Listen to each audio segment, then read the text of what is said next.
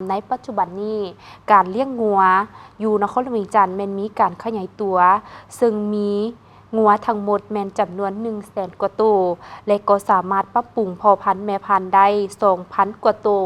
ได้สร้างเครื่องหมายการค้าชื่อว่าสิ้นงัวนครหลวงเวียงจันทน์และก็ได้กำหนดเอาฟาร์มเลี้ยงงัวของบริษัท XP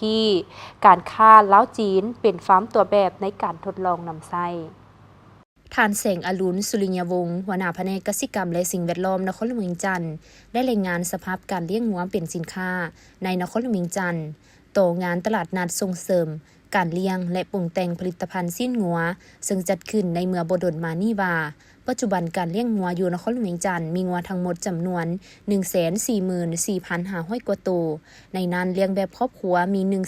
134,000 กว่าตัวกวมเอา93ส่วนห้อยและการเลี้ยงแบบเป็นฟาร์มมี108ฟาร์มมีงัวทั้งหมด 10,000 กว่าตัวเท่ากับ7ส่วนห้อยเพื่อเป็นการสุกยู่เลี้ยงงัวเป็นสินค้า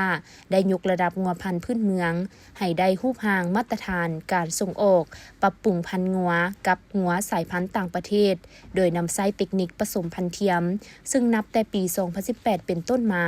สามารถปรับปรุงพ่อแม่พันธุ์ได้ทั้งหมด 2,850 กว่าตัวการเลี้ยงงัวเป็นสินค้าอยู่นครหลวงเวียงจันทน์แม่นการพันธุ์ขยายตามเนื้อในจิตใจของมติกองประชุมใหญ่ครั้งที่ 7 ขององค์คณะพรรคนครหลวงเวียงจันทน์ที่นอนในแผนงานค้ำประกันเสบียงอาหารและแผนงานผลิตเป็นสินค้าของนครหลวงเวียงจันทน์ก็คือกระทรวงเกษตรกรรมและสิ่งแวดล้อมให้บรรลุตามแผนซึ่งเห็นได้ถึงความเอาใจใส่ของทุกภาคส่วนเป็นต้นการหันจากการเลี้ยงงัวแบบครอบครัวมาเป็นเลี้ยงงัวแบบเป็นฟาร์มได้มีการสั่งตั้งกลุ่มสั่งตั้งสมาคมและกำหนดฟาร์มตัวแบบในการเลี้ยงงัวเป็นสินค้า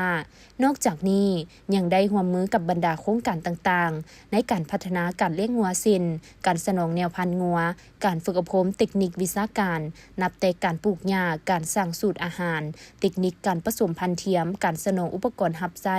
การวางแผนมาตรฐานฟาร์มการนำไส้เทคโนโลยีเข้าในการเลี้ยงงัวในการกวดมาตรฐานด้านสุขอนามัยซีนเซนโครงการร่วมมือผลิตงัวพันธุ์ซีนนครโฮจิมินห์สาธารณรัฐสังคมนิยมเวียดนามโครงการร่วมมือเลี้ยงงัวลาวฮงการีโครงการร่วมมือประเทศนิวซีแลนด์โครงการแก้ไขความทุกข์ยากของรัฐบาลจีนติดพันกับการเลี้ยงงัวเป็นสินค้าเพื่อเฮ็ดให้เพิ่มมูลค่าผลิตภัณฑ์สิ้นงัวให้เป็นยี่ห้อหรือเป็นแบรนด์แผนกกสิกรรมและสิ่งแวดล้อมจึงได้ร่วมกับแผนกการที่เกี่ยวข้องสร้างเครื่องหมายการค้าชื่อว่าสิ้นงัวนครหลวงเวียงจันทน์และได้กำหนดเอาฟาร์มเลี้ยงงัวของบริษัท XP การค้าลาวจีนตั้งอยู่บ้านปากกวางเมืองปากงืมนครหลวงเวียงจันทน์เป็นฟาร์มตัวแบบในการทดลองนำไส้